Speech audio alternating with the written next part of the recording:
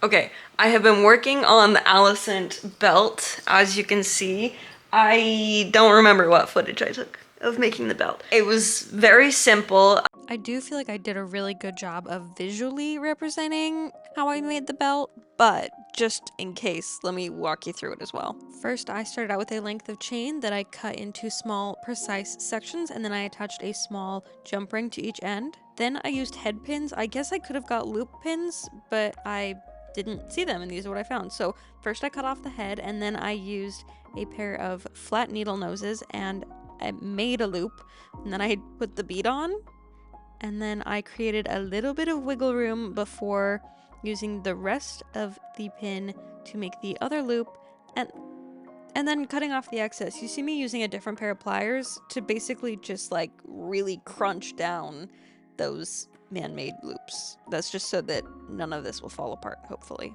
Then I used a bigger jump ring and I attached a chain, and it goes bead, chain, forever, honestly. I made 2 long ropes of that before moving on to the pendants. I found these round pendants on Amazon, and I basically just used a pair of wire cutters to cut off the hanger. Same with these 7-pointed star pendants. That seemed like the easiest way to source everything at the time when I was looking. And it worked out genuinely fantastic. So the entire belt is 2 long chains of that ball chain method, and then over the chains is where I will be gluing the round pendants.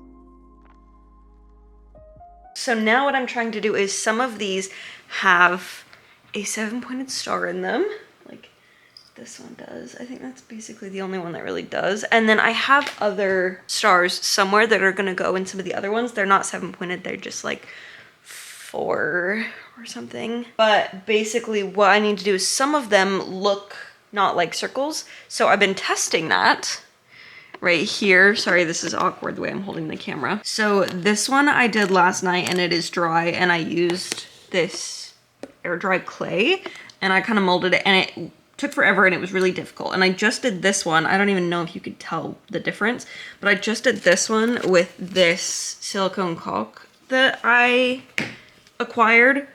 And that one was so much easier to do, and I made this kind of slurry on accident because I was trying to make a mold and then it didn't work because I realized that this is like acrylic and has some water, like whatever, something in it. I think I really liked that method. It was super easy to do, so I'm just gonna go through on the belt and mark which ones need the star shaping, and then we'll just start going.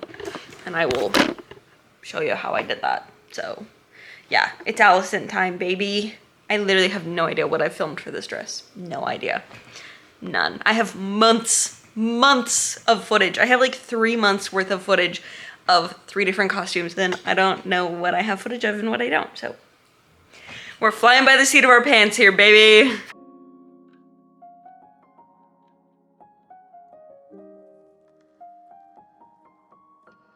To get a similar size to the 7-pointed star charms that I do have, I traced that on top of some tape, and then I cut out the points so that I could then draw those points onto the pendants with Sharpie. This was both difficult and easy, if that makes any sense. There's a very serious learning curve to this if you attempt it. I ended up going with the silicone over the air dry clay because it was just sticking way better to the pendants. I picked up the air dry clay one a few days later and everything just fell off. So I'm basically using that accidental slurry to add any layers at this point. To me, these looked like they're maybe made of enamel, so I am adding the height around the edges, and then I'm going in with the slurry in the middle, and I'm kind of rounding it down into a dish, if that makes sense. I hope that makes sense. I hope any of this makes sense. To fill in gaps, once I was finally happy with the height and shape, I did use that really thick glue, and that glue of choice was tacky glue. This is what I usually use when I'm filling in stuff and I don't want to use like Bondo. I also used this on the flatter pendants just to get rid of any extra brush marks or the ridging on the inside of the pendants. There's actually 3 different pendant shapes. So there's the regular flat one that I didn't touch at all, the star-shaped one, and then one that is basically just filled to the brim with the silicone. That's the one I'm working on now, where I made a stencil of the 7-pointed star charm that I had. And then I used that to dab on the rub and buff before going in and sharpening up the edges. I made sure that basically anywhere on the pendants that had gold metal or was going to look like gold metal was covered in this rub and buff, so that we didn't have different shades of gold on anything. The only different shade of gold here is this metallic paint pen that I used to outline these stars.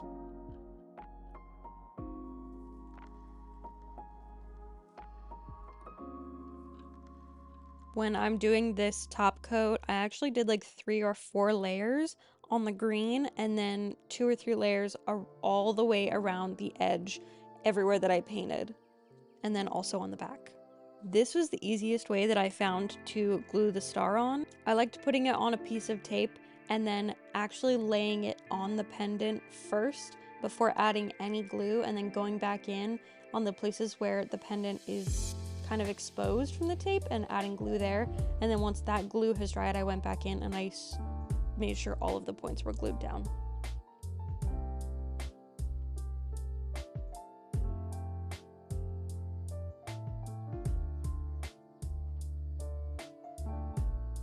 Okay, here's the Alicent lowdown, here's the skinny. The belt is completely finished. Let me just hike it up a little bit. I believe you saw all of the steps. The only thing you maybe didn't see was that I did a like triple clear coat over all of the fronts, and then I did 2 on the back so that none of the gold paint will hopefully not rub off onto the dress. And then for this, I'll bring you in a little closer in a sec. I'm actually redoing all of the beaded trim. The only trim that's staying the same from San Diego is the gold wavy trim that's on the sleeves and on the bodice. So let me show you. You can see the beads are much more spread out. Let me grab the original one. So this is the original trim compared, and basically what I did was I took a length of chain.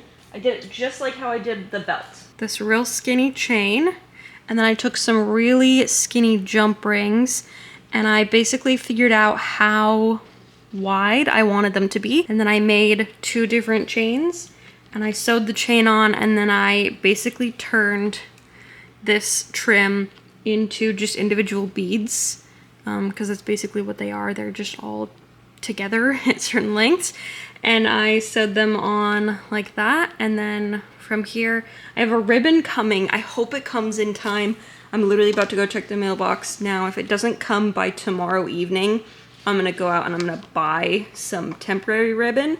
There's a ribbon that goes in between here, and then the other chain I've started taking apart into these individual beads. Basically over the ribbon, I'm gonna just be sewing these like every so often. So that is the update for Alicent for now. I have to do the ribbon and the other faceted beads on the sleeves, but not these. I don't know, this is the only place I have to do this. I also need to go in and fix these fraying edges. I tried to burn it, but this is a natural fiber, surprisingly. So I need to go in and like trim it all down nice and like glue it strategically, if that makes sense. Oh, and then last thing we're gonna do, hopefully, is sleeves. That might be an undocumented moment that happens. Just there's like a cuff. That is our Alicent update for now. Thanks for being here. Thanks for tagging along. One more final thought on Alicent is that I did go through and I'd originally run just a basting stitch along this. I took that out, or I put in an invisible hand hem instead, and I took out the basting stitch, and I've just fully attached right on the edge of the horsehair because Lexi was complaining about it the entire day. So she kept saying she was kicking it and it was catching on her shoes. I think that's just a skill issue of walking, and that is just how horsehair works. But I did update our hem, so it is now a very blind, beautiful hem, instead of the nasty basting stitch we had in there. Hopefully, fingers crossed, that we'll have more updates soon. Here's the Alicent situation from this cute angle. I guess I'm gonna crouch. I do not feel like I can wait for the trim that I ordered to come in, because I have like 30 hours or something like that to get this finished enough for the contest. Like finished, it's supposed to be like finished. Obviously there's probably gonna be like a couple details that I do right at the end, but I want to get it as finished as possible. So I went to Michael's and I bought these 2 trims. I don't know exactly what size I wanted, so I got 3/8 and 1/2 inch. I don't know if you can see it, but there's basically 4 rows of stitching on this wavy trim. There's one down here, there's one at the top, at the very top, and there's 2 in the middle. And I basically want to fit this in between those, but I also want it to look good with the beads, like the chain beads that have to go on top of it. So that's why I bought both of them. They're also slightly different colors, I now realize. This one honestly is probably gonna be our best fit, if I had to be honest. I'm gonna probably cut just like a little bit off, probably like 1 inch off of each, and put it on with the beads and see how it looks.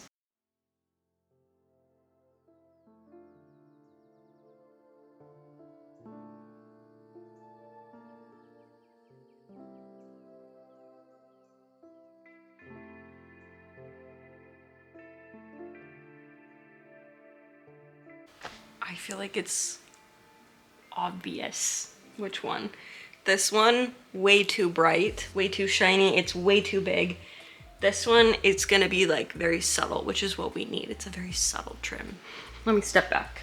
Okay, we're gonna go with this one. So I'm gonna do it all the way around the neckline. I'll probably open up the back a little bit so that it all is like sandwiched in between the lining like that. And then we also have to do it on the sleeves, and then we'll start doing these. I already kind of had planned out the width of these.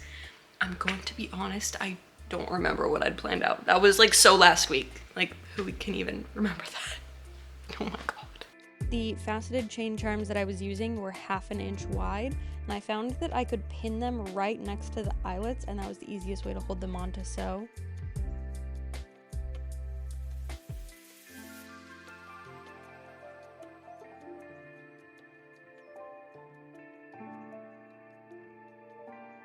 And then when I was sewing them on, I decided to add in 2 little stitches along the ribbon in the center, just so that that wouldn't shift so much. The ribbon is hand sewn down all the way along the edges, but I didn't want it to bubble or move at all.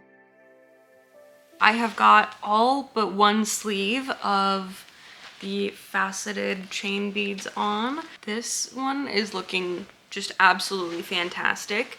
I also ran an invisible hand stitch through the lining and like the end of this trim to keep the lining all very flat, because I know the problem we were having at San Diego was that the lining kept trying to slip out. So I went ahead and did that. I also took the lining all the way down on the zipper and I redid the zipper. I need to iron it still, but I redid the zipper so that you can't see it anymore. You can barely see it if you like really stretch the fabric, but that shouldn't be an issue. And then I've also at the waist attached the lining seam allowances together, the lining and the regular one, so the lining won't move as much. Last things I have to do before this is completely done, obviously like I said, I still need to do one side, and I don't think I really explained how I was doing it on the sleeves. Originally when we sewed on the trims, I didn't have the lining attached to the armhole. Rather than doing that again, I just opened up the lining like sleeve seam just a little bit, and then once it's finished I will go back in and hand sew it back close. Yeah, that is me calling this costume complete as soon as I do like a tiny bit of hand sewing today. But yeah, I think it looks fantastic. I really like the trim updates that we did. I think they're gonna make everything just so much nicer and so much better. There's obviously gonna be little like hiccups here and there. There's a couple places where like this is happening. I don't know if you can tell, but like the jump ring is just flipping up. There's obviously gonna be fixes, and oh, this one's just come completely unattached. That's crazy. These jump rings are super cheap, so they're not like staying closed, if that makes sense. So they're just kind of like spinning and undoing the stitching on them, which is just great. Yeah, I love that. But that's like a super easy fix of just, you know, running a quick hand stitch through it on a few more sides. But yeah, I'm calling it done. Thank you for being here. Thank you for sticking around. This has been a lot of footage that I'm filming all at once. So, you know, I appreciate everyone hanging in there. This just means I have so many videos to come out, so much content. Thanks, like I said, I really enjoyed making this series.